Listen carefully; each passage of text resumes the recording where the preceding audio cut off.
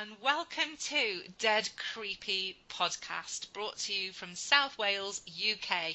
My name's Claire Barrand, and with me is my co-host, Linzi Smith. Hi, Lind.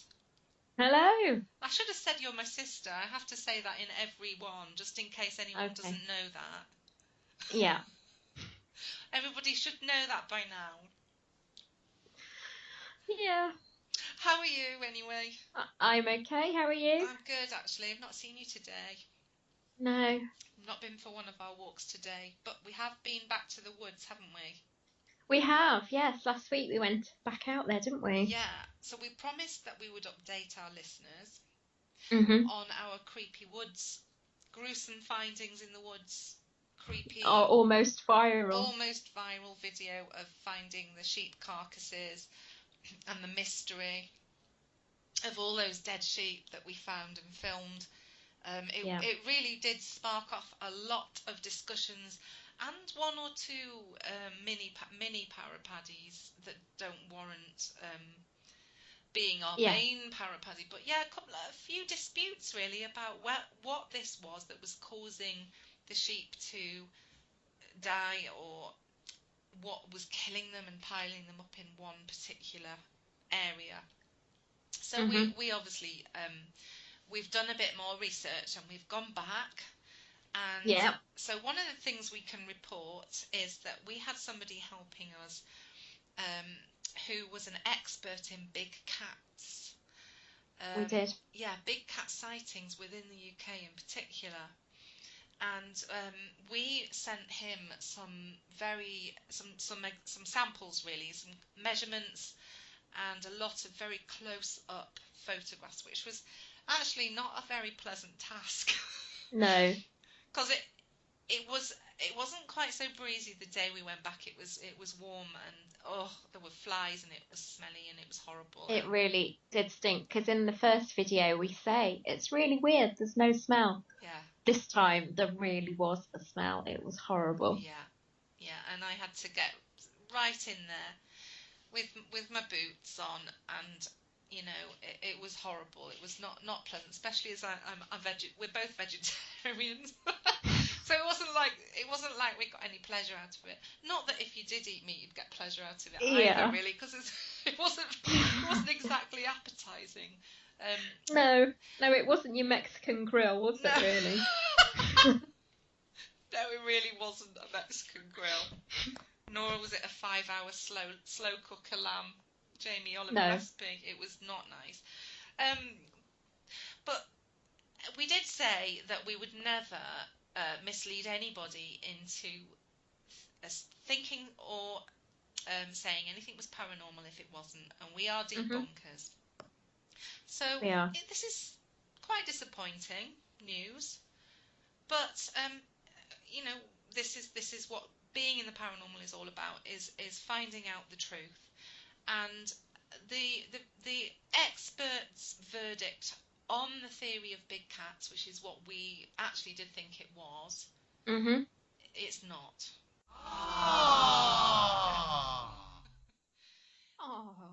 That is absolutely gutted. But it's interesting, because he said he can tell by every close-up that we took of those bones that they hadn't been chewed on by a big cat, because he wouldn't know exactly how the meat would have been chewed, whether the bones would have teeth marks in. There were certain things he was looking for.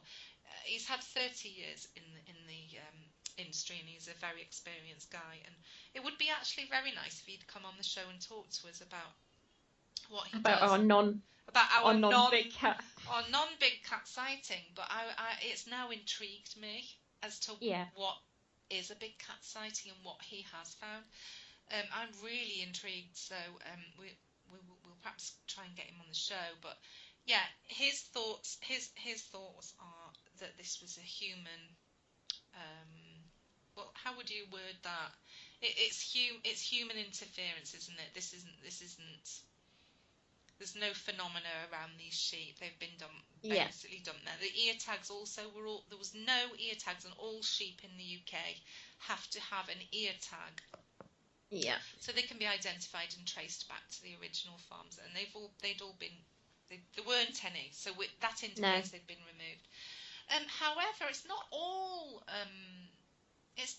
bad news in terms of paranormal activity, because we still went and sat on our nice mossy log in these creepy woods, which are still incredibly creepy, and we played our binaural beats again, didn't we? As you do.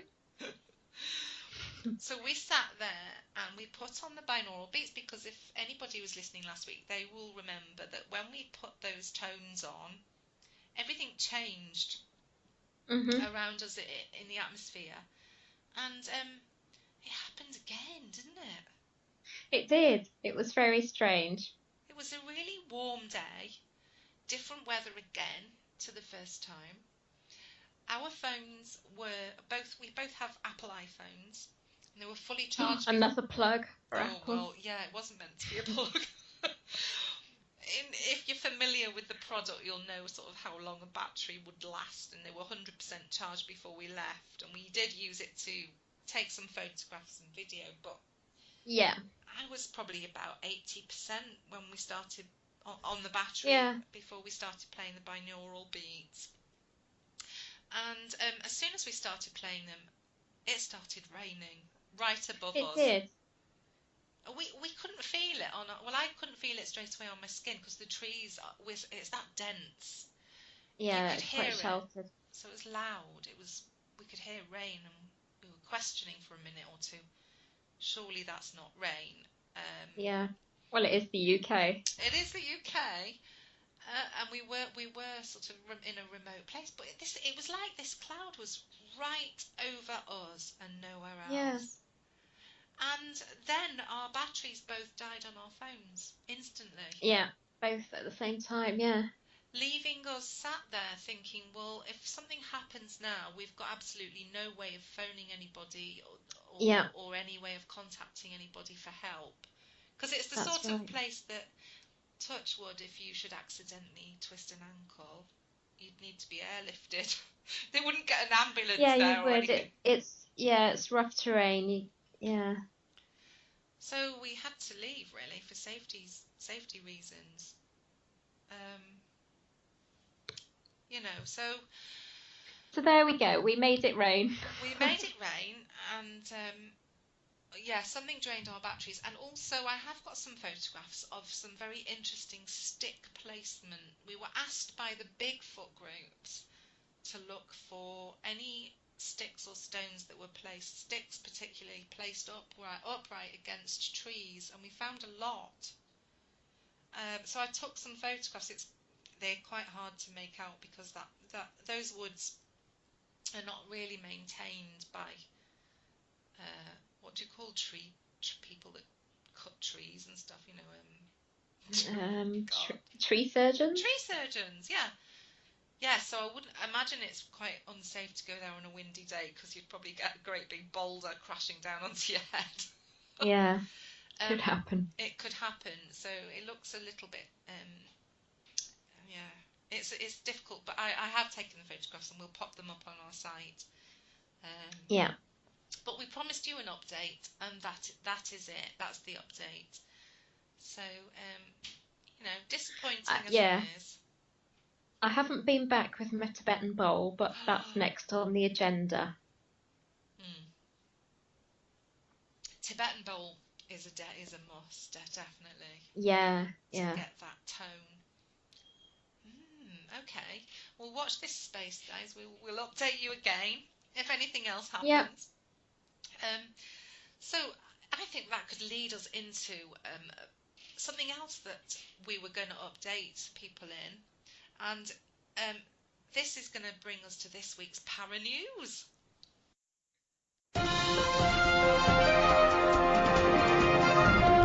Para News. Okay, so we promised an update on the Chicago bat-like humanoid sightings, or Mothman-type sightings, and I've been following this with great interest. The website phantomsandmonsters.com keeps us up to date with this, and so I should give them a mention, because I'm following him, and I'm following it with great eagerness, because this is fascinating me. So he's the one posting all this up. So go to www.phantomsandmonsters.com for any breaking news on this subject, but we will, as we come across them, we'll share them as well on our own website. So in Chicago, on the 19th of May 2017, there was another sighting. And so this has just come in, so I will explain what happened. This person said they were out at the breakwater with my best friend and her boyfriend. We were waiting for my boyfriend to finish helping his dad tie their boat to the dock after helping bring the boat to the marina for the summer. We were standing on the shore by some picnic tables, waiting on James to meet us there. We were talking when we heard this loud screech. It sounded completely out of this world, and after a couple of seconds we heard another one, only louder and higher pitched than the first one. We looked around thinking we had heard an animal in distress and if it needed help. That's when we saw this large bat fly into our view. It was black, and it came from the direction of the bridge that holds up the Lakeshore Drive. It flew low and then shot up into the air as it came over the water. We noticed one of the Coast Guard helicopters were flying over the water about the same time, but we're not sure if it saw this thing as it kept on flying towards the Alder Planetarium. This thing flew a large circle, cried out again, and almost instantly it was joined by another large bat. Uh-oh. Yeah. These things were big and stood out against the sky. They flew figure eights around each other, and it looked as though they were dancing in a strange sort of way. It was actually quite beautiful, considering how freaking strange it was. I'm not sure I'd be able to appreciate the beauty of this situation if it was me watching it. So hats off to him. Yeah, that's quite commendable. That is commendable. Yeah. He says, about that time my boyfriend walked up on us and scared the living bejesus out of us. But both myself and my friend screamed, and I think those large bats heard us, because they screeched back at each other and both flew down towards the water. It looked like they were going to slam into the water, and at the last second they pulled up and flew toward, I'm assuming, under the bridge and out of sight. We ran towards the railings to look down the river and saw nothing else. The whole entire encounter lasted about 1.5 to 2 minutes. It was scary only because we didn't know what the hell they were, but they looked like they were interested in each other and not us. We can't be the only ones to have seen it, as the river walk and the pier were full of people and joggers. Are these things just giant bats, or are they gargoyles, or just people in those wingsuit thingies? What wingsuit thingies? Well, I want. Can you get them? Yeah. I don't know. I want one. I mean, this has been. So there's 2 of them now. 2, yeah. And this one was recorded on the MUFON website, and it's the 7th sighting of an unknown flying entity in the Chicago metro area. But this is the first report of there being multiple ones, so again... They may be breeding. Oh my God. I mean, that's just crazy. It's absolutely fascinating. The interactive map is available to see, and it does make you wonder... There were lots of other people around, so why is there only... I wonder if other people... Maybe other people will come forward with... Yeah, maybe. Or is it possible that when you see a UFO, when people report UFOs and they say it's crazy if no one else saw this, it was huge. Yeah. that seems to happen a fair bit, and I do wonder. I wonder if they can, if they can appear to people, some people and not others. Is there some people that just have a extra sense that they can see these things? I don't know. I mean, they're But it's physically strange there. if they were in a group though, and everyone in that group could see it. I mean, you'd imagine that you'd have one person in the group going, "What? What are you looking at? I can't see a thing." Yeah.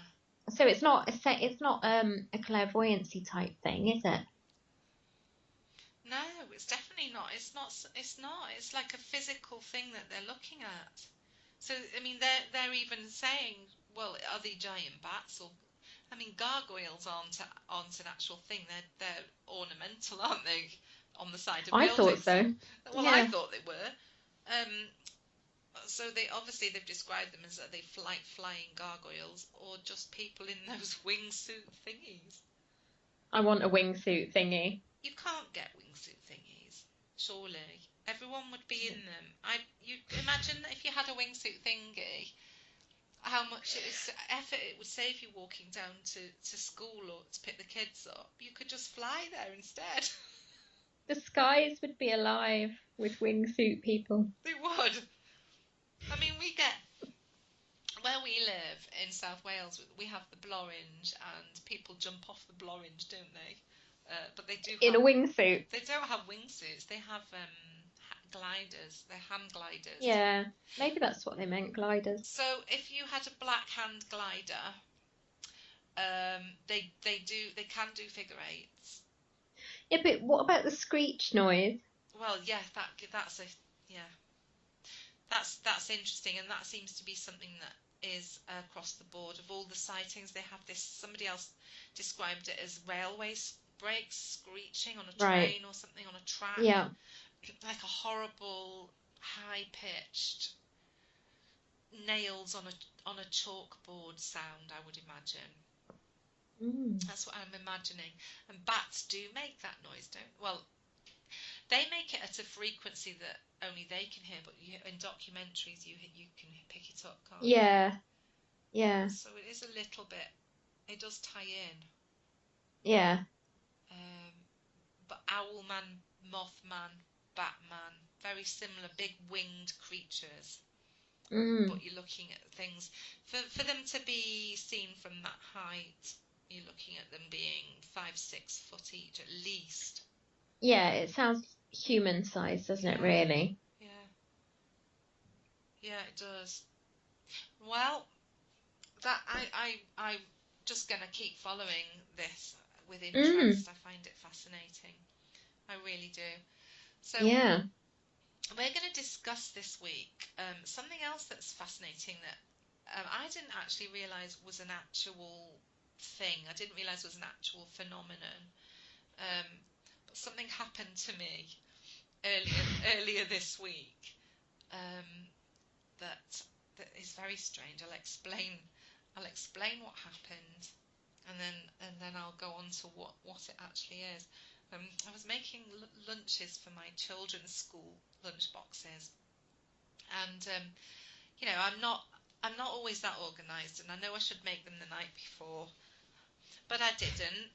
So it was 10 minutes before they're about to leave the house, and I'm like, lunches, sandwiches. So I got the bread out, and it was going to be one of those mornings where it's going to be jam or it's going to be Nutella on your sandwich, because I haven't got time to boil eggs or make tuna mayo, anything like that. It was a panic mode. So I got the loaf out, jam, Nutella, and I made one jam sandwich, put it in the lunchbox, put it in the bag. Then I made the Nutella sandwich. Okay, no butter, it was just white bread and Nutella.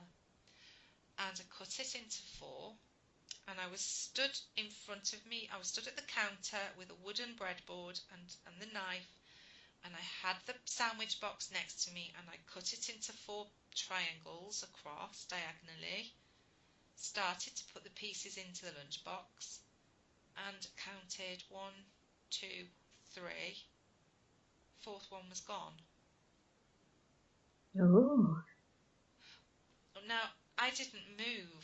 I didn't move from standing there at the counter. I did not move. I didn't go to the sink to put the knife in it. I didn't go to the fridge to put the Nutella away. I didn't go to the bread bin to put the bread away. It was literally, I was there. I cut the sandwich and it disappeared in front of my very own eyes. Nobody else. Right, here's the other theories, okay? I have a dog and I have two cats. Mm-hmm. I do have two cats. They were not in the room. Dog was out in the garden. Cats were out. I have children. They were sat at the table.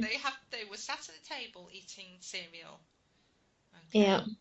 They weren't stood next to me, and nobody took that sandwich. And I certainly didn't eat it. I definitely didn't eat it. In fact, I know I would have eaten it because Nutella's not really my thing anyway, so it's not like I would have absent-mindedly shoved it into my gob. It just disappeared.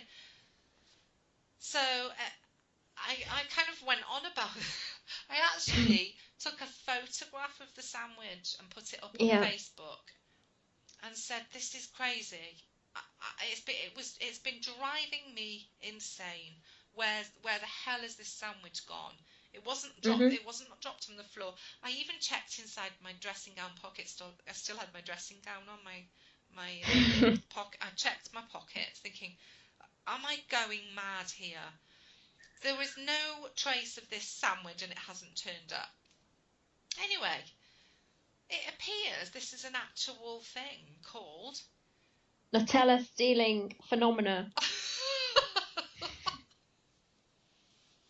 Well, yeah, it's called, otherwise known as, the DOP, which is the disappearing object phenomenon. Oh. Or the the Doppler effect. Okay. Ooh. I know. Can you believe this? So I feel like I'm not actually going mad now. Now that I've found there's loads of stuff on the internet about this, I feel like, thank God, it's not just me, because I honestly thought I'm going mad. So I found a few things about it. So this was posted up on a WordPress. Somebody has done a blog on it, and a whole blog on missing items. Yeah. This guy's called N. Richford. This is done in 2008, so this is definitely not a new thing. And he said disappearing object phenomenon, referred to as DOP or the Doppler effect, is a strange and sometimes bizarre event that happens in homes all across America every day. Well, it happens in the UK as well. Perhaps you were watching TV, and when you reached for the remote, it had mysteriously disappeared. Now that always happens. Well, now that in itself is nothing to be concerned about. But then when you've enlisted the help of everyone else in the family to help you search your home and it's nowhere to be found, but then suddenly it reappears exactly where it should have been. How could everybody have just missed it when it was right there in plain sight? That is weird. Now, this happens to me. Now I know this is an actual thing. I think this has happened to me a lot. But I can't remember any. If it happens to me in future, from now on, I'm going to make a note of it. But I always put it down to just plain old forgetfulness, which is definitely one of the theories, okay? I've had it happen with the knife block. I went to the knife block to get a small paring knife, and it wasn't there. So I checked all the drawers, went to the stairs to shout, Roger, have you seen, where's the paring knife? And he said, it's in the knife block. And I went back to check, and it was there. Oh my God, really? Yeah, and so you think, well, is it my eyes deceiving me? Or was it really not there the first time I checked? You can forget you've moved, or you might have moved something, and when you finally find whatever the object is, then you think back prior to losing it, and then you recall leaving the room or answering the phone and Yeah. so you might have gone to answer the phone and you had the knife in your hand, and then you find the knife later by the phone. Yeah. And think, oh right, yeah, that was it. Yeah. So that can be written off, and that's not really disappearing. That's not DOP at all. That's not as far as the paranormal kind goes. So if you could rule out that you didn't absent-mindedly take the remote control to another room and forget it, and I certainly didn't take the sandwich into another room and forget it. Has the sandwich ever come back? Has it ever turned up again? No, it hasn't. Now here's the thing though, because I do have a dog, if it had have turned up, she would have been likely to have found it anyway and eaten it. Yeah. Yeah, so she'd have been first to find it, yeah. She would. But the thing is, I was stood there the whole time. I didn't move. So the second most common reason for objects going missing and then reappearing in the same location means that someone else moved it. And then when they saw that you were upset and searching, and they didn't want to own up to it, and quickly sneaked it back in its proper place when you weren't looking. So especially if you've got kids, you know, it's a plausible explanation. Yeah. But if everyone was accounted for and you're absolutely sure no one moved, then it gets interesting. Because I know, my daughter was in her bedroom getting dressed, and my son was at the table having his breakfast. So no, they were accounted for. Many psychics and paranormal researchers claim that the object slips into another dimension and then returns to our dimension later on. This is, of course, just a theory, and there isn't any evidence really to support that, even that multiple dimensions really exist, let alone the fact that your remote controller's visited one or your Nutella sandwich. But if it does... You know, sometimes when you're going along on the motorway and at the side of the road there'll be something really bizarre, like one shoe. Yes. Do you reckon that they've come through from another dimension and they've just appeared? Actually, yes. That's a really good point. Because you see some really weird things at the side of the road, don't you? You do, yeah, you do. What a brilliant theory. Yeah, I wonder if anyone just finds something. Here's the thing, do you ever get it reversed? Have you ever found something weird in your house that you just know doesn't belong to you, and no one... We had a coat. We have had a coat. Have you had a coat? No, do you mean the one at Mum's? Yeah. Do you know the one I mean? Yeah. It's this black coat. It belongs to a male because it's a man's coat, but it's a size small, which definitely isn't my husband's coat. It definitely doesn't belong to my daughter. My daughter's boyfriend has said, does this belong to your boyfriend? She's like, no, he wouldn't be seen dead in that.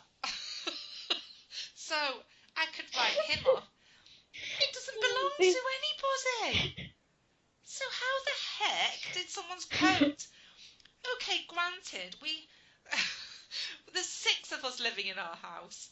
Trust me, we've got a lot of coats, because nobody has just one coat. Yeah. We've all got at least 3 or 4 coats each. More than that. So if you think how many coats are in our house, this one thought it could sneak in and not get noticed. Well, it did get noticed. So it's still floating around. So this coat is from another dimension. Yes. We need to do some tests on it. I have an interdimensional coat. Do you know what I've not done? I haven't checked inside that coat's pocket for my Nutella sandwich. Imagine goodness. If I found... It's an exchange. When I do find this sandwich, if I ever do, it's going to be green. It's going to be really manky. Oh no. But some people, other paranormal investigators, attribute it to ghostly activity, and they think that it's down to a spirit that wishes to communicate with you, and or they're doing it for fun. Because just because if you're a spirit, if in your physical life you had a sense of humour, you're not going to lose your sense of humour just because you've died. And if they think it will get your attention by playing a trick on you, and I have found this very amusing, so there's a possibility this is a trick played on me by a spirit to make me laugh. Maybe. I mean, if you were a ghost and had no other way to interact with physical people that you knew, then a good game of hide and seek would probably break up the monotony a bit, you know. Well, I can't. It can't be much fun being dead, can it? Really? It can't be much fun. But if you could hide someone's Nutella sandwich for a laugh and you couldn't do anything else, I think I would do it. I'd so find that funny. There is another theory, which I think is, I definitely err towards this. It's the Fae. Yeah. I think the Fae are known to particularly play tricks with shiny objects. They love keys. And they love keys. Jewellery. And they love cutlery. They do take cutlery. That's right. There's somebody told me that something similar happened to them. They were making some breakfast and they cut some slices of bread with a bread knife that they'd had for years. And this man said, I live quite minimalistic. He said, I'm the only person that is in my house, so he can rule out family and pets. And he said, I cut a couple of slices of bread and went to put the bread away. So he did walk away from his breadboard. When he went back to his breadboard, though, the knife was gone. And this was 3 years ago, and he still never found the knife. And he searched everywhere. Now, the Fae don't tend to like knives. They don't like sharp objects, especially when in the old days they used to be made with iron. My belief is they keep away from those things. But these days they're usually made with things like stainless steel. So is it possible that they're attracted to it because it's shiny? We know they like other cutlery, teaspoons particularly, things like that. They like keys and they like jewellery. Now my daughter lost her ring. She got a beautiful ring for Christmas and she lost it and was absolutely devastated. And I said to her, okay, you're going to think this is silly, but ask the Fae to return it and say, okay, thank you, you've had your joke, I've noticed you, but please, I would like my ring back because I'm really upset about it. And she just found it. It was just there on a dressing table, like a few hours later, yes, but it was there as if it had been there the whole time. Yeah, that's something that I've practiced quite a lot as well over the years. I think I read it in, I think it was probably a Brian Froud book or something about, because he has quite an extensive understanding of the Fae. And he said that they're cheeky and they're naughty and they like to play pranks. So, that's something I've always done when something's been missing. Yeah, and another thing that so a Nutella sandwich isn't shiny and attractive to them. No. However, this got me thinking. They do like sweet things like honey, don't they? I wonder if they did take it. I've heard that in the 18th century, people, if the weather was horrendous outside, people would go to bed and leave by the fire some bread, honey, and milk for the Fae, because they felt that they didn't want the Fae to come in, but they felt they would come in anyway because the weather was so bad.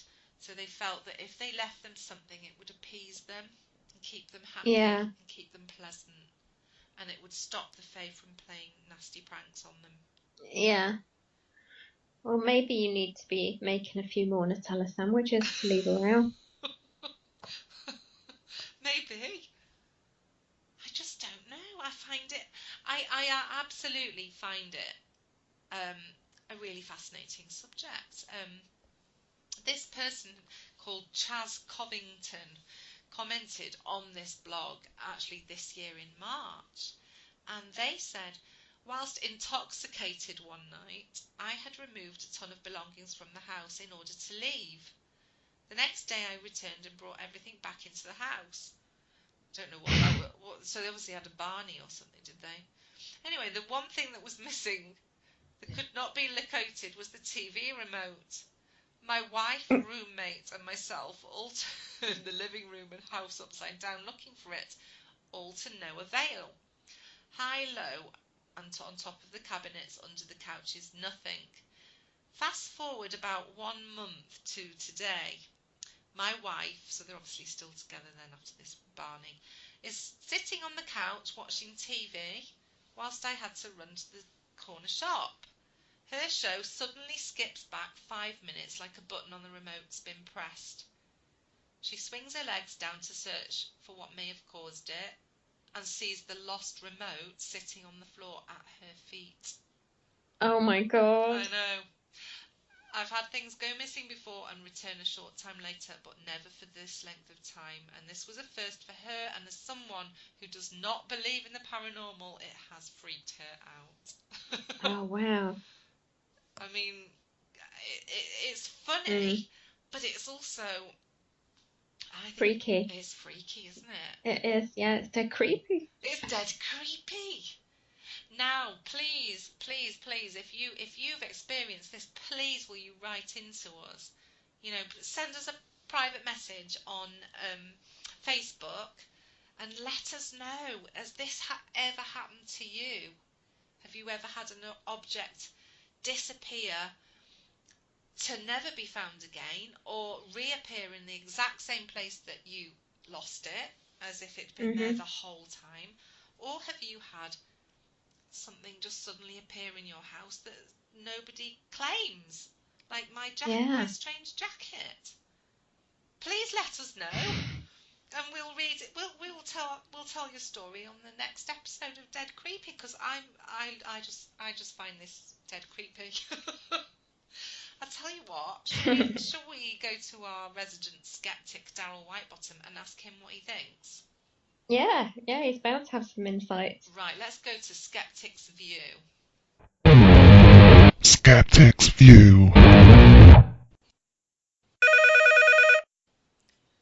Hello, Daryl. I hope you're there, and I hope you've been listening, and we would like to know if you're familiar with DOP.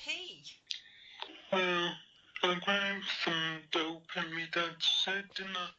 But the shed burnt down because the UV bulbs weren't screwed in properly. Okay. No, DOP means disappearing object phenomena, not... I think you're thinking, Daryl, of dope. Sorry to hear there was a fire in your dad's shed, though. I bet he wasn't very happy. But what we're meaning by DOP, the Doppler effect, is disappearing object phenomena. Have you ever had anything strange, an object disappear? Well, I thought some Rizzlers had gone missing once, but now I'm pretty sure that Toka Joe had nicked them. Oh, right. Yeah. I don't believe that things like that, it could probably be easily explained, like the Toka Joe pinched your Rizzlers, did you say? So, but we're thinking that sometimes this phenomenon of disappearing objects actually might have a paranormal explanation. What do you say to that? But if ghosts aren't like a physical thing, then they must be made of air. And well, air can't shift stuff, can it? Well, if indeed ghosts are the cause, I don't know about them being made of air, but air can shift stuff. What about hurricanes? Oh, yeah. So, Do you think a hurricane stole your Nutella sandwich? Well, if there'd been a hurricane in my kitchen, it would have taken all 4 of them, and it only took 3 slices. If you saw the photograph, I put the photograph of the 3 sandwiches up on Facebook. Did you see that? I mean, what's your verdict on that? I think it's probably safe to say that it's probably a Photoshop. Daryl, okay, well, I promise you, I took the photograph, and I've got better things to do than Photoshop a Nutella sandwich. I promise it's not, but I do appreciate that, yeah, you're the skeptic, so it is a very difficult thing to get your head around how this could be something that's paranormal and not have a logical explanation. But anyway, thanks for your views, and I've got to ask you now, because I'm dying to know what you're having for your tea tonight. I might have a Nutella sandwich myself now, come to think of it. Oh, you started something with him. I have, haven't I? Well, I'm glad we could have been of help, and we've inspired him to go and have a Nutella sandwich. I reckon a Nutella sandwich might be slightly more healthy than a pot noodle, but I don't know. Anyway, Daryl, thank you so much, and we'll see you next week, hopefully. Goodbye. Bye.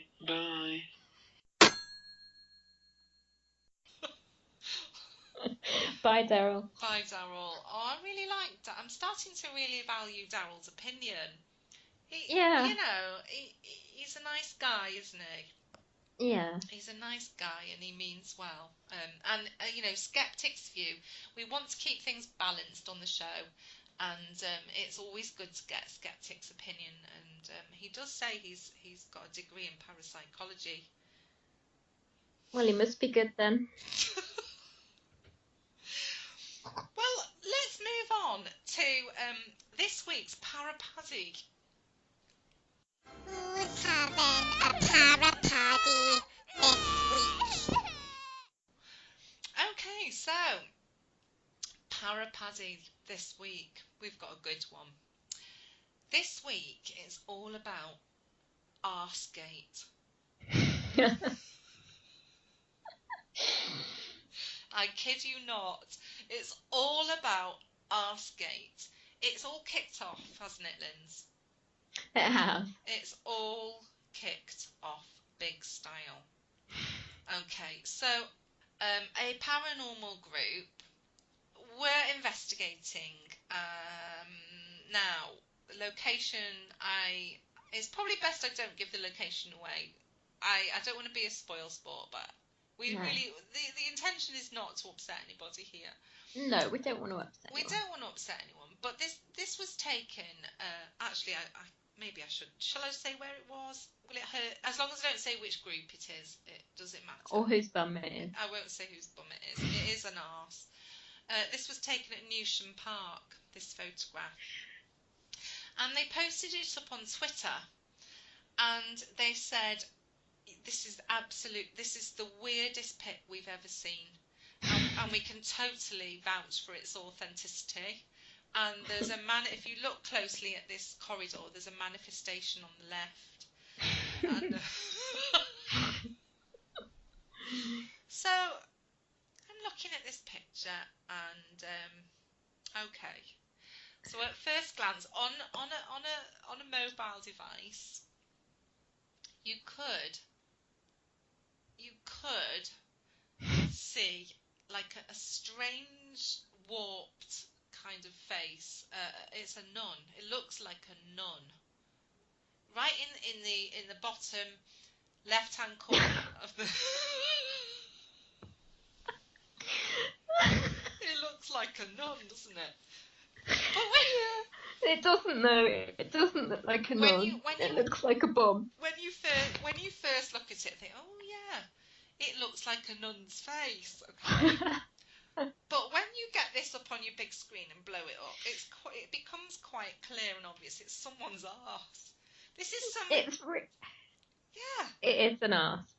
It's a jeans bum, and it's a nice curvy. Any Kardashian would be proud of that arse. Yeah, it's a nice bum, but it's definitely a male bun. I would say it's a male bum because of the baggy jeans, but actually we don't know because you can't see the body attached to it, so it could be female. But I thought they were tight jeans on a curvy body, but. Oh right, okay, maybe we want people to email in and tell us is it a female or a male arse, but it's an arse, and it's somebody's jeans bum, and the pocket of the denim pocket on the jeans bum is the nun's face, and then you see down it's somebody's leg. It is brilliant. But the thing is, when this started to come out, people started to say, "Oh no, I think that's a pair of jeans." Yeah. This team started to really get defensive, and they said it's not faked. We wouldn't even know how to fake it. This face is a nun, and we don't fake things. The person that took the photo was the last person in the room. He took the picture. There was no one else in there, absolutely. And they said they were on a ghost hunt, but there was nobody else in the room. And they have absolutely stuck to that story throughout, despite people blowing this photograph up and making it damn clear this is somebody's arse and leg. Oh, it is. It's so clear. But I don't know. If it was your bum, you'd be mortified that it was being posted across the internet as some kind of paranormal phenomenon. And you'd be like, oh God, that's me in my jeans. Yeah, maybe the person who it was doesn't want to own up. Eventually, it got so heated about this photograph that they actually removed it, but people have screenshot it, and it's been continued to be debated. Because once you put things out there on the internet, guys, you can take it down. It's there forever. And we are not making fun in any way of this team because I hope they see the funny side of this now. That's it. We all take photos and for a minute we're like, oh, what's that? And then when you realise what it is, you have a little laugh. Me and you and I have both done that with our photos, haven't we? We've spent many a time debunking and lots of laughter when we realise what it is. Exactly. Tell our listeners the story of the strange portal in your garden, Lindsay. Yeah. Now, last year I bought a very old house, and with this house came a very ancient yew tree. And yew trees are quite sacred, and they're very special. They can be associated with shamanic kind of journeying and whatnot. Anyway, I took a photo of this yew tree to send to a shaman friend of mine because I thought that there was something wrong with the tree. It was going a bit yellow. I thought, maybe he can have some advice. And I took this photo, and when I looked at it, there was this amazing sapphire at the bottom, underneath the tree, and it was a portal. It was like you sent it to me, and we were both. I sent it to you. I was like, "What is this? This is amazing bit of capture. This is." Yeah. And we spent a long time debunking it, didn't we? We did. I came over to your house. To find this portal. Yeah. And and then we discovered what it was. We did.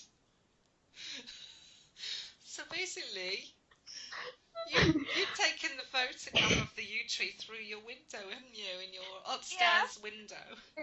With my iPhone, and basically the lens of the phone was reflecting on the glass.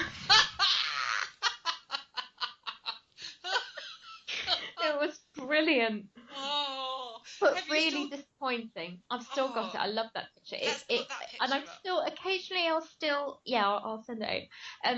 Occasionally I'll still reel it out just to see, just to test people. And people are often curious about that one. Yeah, it's a great picture because it looks like there's a portal to another dimension under your yew tree, but it's actually an iPhone lens reflecting on the window in a perfect circle.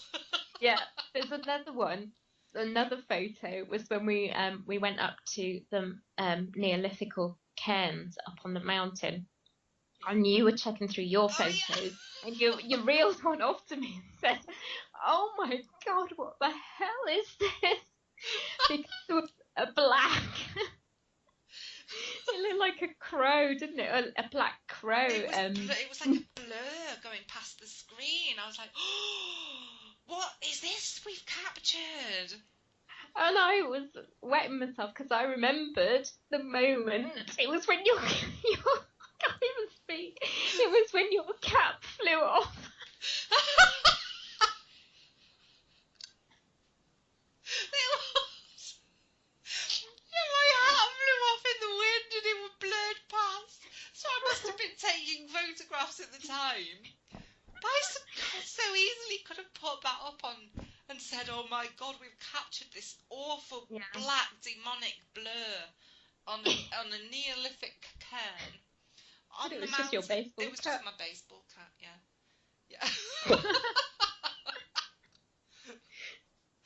So we've had some corkers ourselves, haven't we? We've had brilliant ones. And yeah. You know what? You have to have a good laugh when you find out what it is. And I really hope that the Arse-Gate team are now seeing the funny side of it. Yeah. I really hope they are, because everybody wants to get that amazing photo, don't they? Yeah, they really do. Of course. They really do. There's another photograph that's been put up on our page this week that has not yet been debunked, and I really, really have got high hopes for this one. Ebervale Paranormal Society have posted a photograph up that I'm quite excited about at the moment. Right now, it's looking like the apparition or the ghost of a little boy. And the photographs on my page, I did share it with the permission of the Paranormal Society, so they're going to go out there and try and debunk that one as well. But it's a have a look at that photograph, guys. Tell us what you think, because that's a good one. But we all want is very that. good. We all want it, don't we? All want that Class A EVP, and that photograph of definite proof of the afterlife. But come on, you've got to have a laugh when you find out. Yeah, you do. The ones you think you've hit the jackpot, but actually, yeah. You know, you want that music that goes, dun, dun, dun, dun, you know that. Yeah. You know, like on a game show when you've got the question wrong.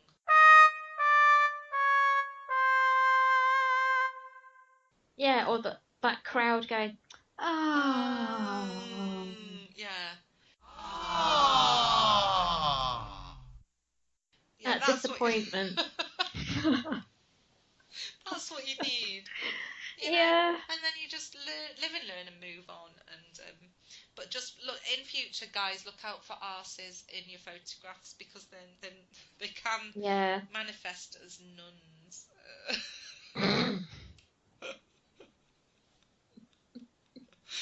So that was this week's Parapaddy, and that was Arse-Gate. #Arse-Gate. Mm-hmm. You heard it here first. So we're getting towards the end of our show. We just quickly would like to say a couple of things. We have had some great feedback from our last show, some emails and some messages through Facebook about our last show, and people have been saying how much they enjoyed it. And it was a corker. It was a corker in particular. I tell you what, do you know what's been the most popular feature on that show? I can guess. Can you guess? We did a little Paranormal Uncensored, and we talked about flatulence, didn't we? basically. Yeah. With flatulence within the paranormal community, and how it can spoil your whole evening, and how it can actually ruin people's EVPs as well. Well, ruin, or it could be a cracking bit of EVP, could be flatulence. Yeah, just like the Arse-Gate photograph. Yeah. This is the same thing, but instead of visually, it's all in your audio. You catch somebody farting, and think that it's a growl or something, or some kind of EVP. So we've had a lot of thanks for that, and I think everyone's had a more pleasant weekend ghost hunting or paranormal investigating since we did that, because we should mention there are other brands apart from Windy's out there, but your local chemist would be able to recommend what's best for you. And let's hope everyone has a more comfortable time investigating after the advice from the Paranormal Sisters about flatulence. And we are going to finish by saying that we've got a very exciting event coming up this weekend, and we're actually going on an investigation, and it's an entire weekend. We will be at Parapeak 2017, and I will be a guest speaker at Parapeak as well, along with Barry Fitzgerald, Kathy Denver, Andrew Elson, Steve Merrer, Anthony Cherry and Graham Smith. So it's looking to be a really interesting weekend, and we're really looking forward to it. And there are still tickets available, guys. So if you want to come along, have a laugh with us and introduce yourself. If you've listened to us on the show, come and say hi. In fact, when this goes out, we will be there, but it's not too late. Don't think it's too late to come along, and we will be able to let you in on the day, on Saturday and Sunday. If you look at the website on Facebook, Parapeak 2017, you'll find all the details there, and it's in Buxton, Derbyshire. So if you can get down to Buxton, if you're stuck for something to do for the weekend, come along and see us. Come and say hi. So we will say good night. Lindsay's going to tell our bedtime story tonight, aren't you, Lindsay? Okay, yeah, I'm up for that. So one thing somebody said is that after you hear our little theme tune at the end of the show, keep listening, because there'll be the ghost story after that. Okay. We try and tell it in a nice relaxing way, so you go to sleep and have sweet nightmares. When we return, we'll tell you all about our weekend at Parapeak, and we also have got a very special announcement of a special guest who will be speaking on the show as well. Ooh. Yeah, so tune in for that. Make sure you like us on our Facebook page, so you're up to date with what we're doing on the show. And all the links to everything we've talked about tonight will also be put up on there too. So we'll say good night, and thank you for listening, and have a great weekend from me. And from me, goodbye. Bye.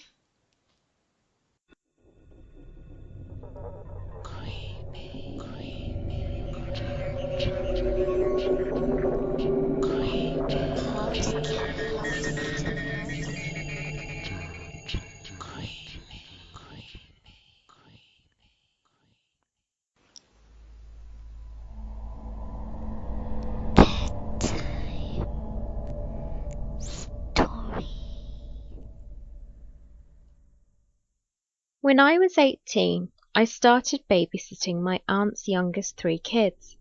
I always got a very uneasy feeling when I went into her house. The only reason I agreed to stay in the house was because I was just out of high school and I needed the money.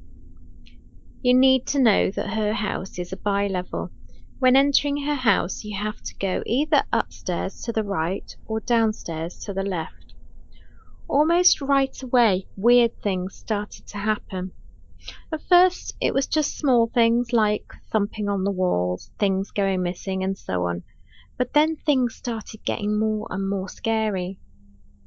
One morning, I was in the kitchen fixing their breakfast, while the 3 kids, aged 5 to 9, were in the living room watching TV.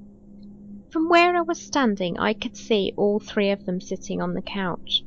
The middle girl got up to go to the bathroom.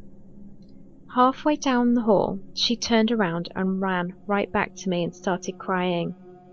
When I asked her what was wrong, she said she saw a man walk from her room to her brother's room. My first thought was, oh my God, someone is in the house. I made the 3 kids go outside while I grabbed a ball bat and searched both rooms. No one was there. I asked her to tell me what he looked like. She described in detail the clothes he was wearing. I have to tell you, she is not the kind of kid that makes things up, and just by seeing how scared she was, I knew she was telling the truth. There are so many things that happened that it would just take me forever to describe them to you. Several weeks later, all 4 of us were eating breakfast in the living room when we heard someone, well, it sounded like a girl or a young boy, say, "Help!" and then the sound of someone falling down the stairs. Now, while everything that happened upstairs was scary, none of it felt like it would be harmful. I cannot say the same about going down the stairs. I would not even let the kids go down there by themselves. I call the area the centre point of evil. One day, in the spring, we had a horrible thunderstorm. The kids had been let out of school early because of the weather. Around 4 o'clock, a tornado watch was issued. As much as I hated the downstairs, we all went down there for our safety. All 4 of us were huddled in a pile in the far corner of the room. From where we were, we could see down the small hallway into the laundry room. All of a sudden, a black figure in the form of a person started to come out of the laundry room, paused, and then started moving down the hallway. I did the only thing I could think of, and I asked my great-grandfather for help. He is always the spirit I turn to for strength. I said, "Grandpa, I am so scared." As soon as I said this, the thing disappeared. I have no idea if this is a coincidence or if my grandpa had something to do with it. Shortly after this, I happened to quit. I couldn't take it anymore. My aunt still lives in that house, and I refused to go further than her front yard.